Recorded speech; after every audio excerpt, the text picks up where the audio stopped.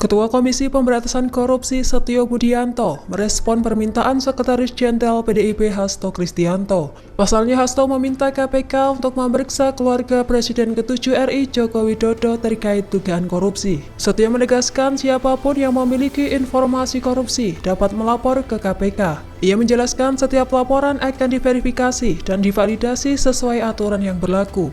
Setio memastikan KPK memproses laporan secara transparan dan profesional. Sebelumnya, Sekjen PDIP itu meminta KPK untuk tidak bersikap pilih kasih dalam penegakan hukum. Permintaan itu muncul seusai Hasto ditangkap terkait dugaan suap dan menghalangi penyidikan Harun Masiku. Ia ditahan di cabang Rumah Tahanan Negara Jakarta Timur. Penahanan ini berlaku selama 20 hari, mulai 20 Februari hingga 11 Maret 2025. Sekjen PDIP Download Tribun X sekarang, menghadirkan lokal menjadi Indonesia.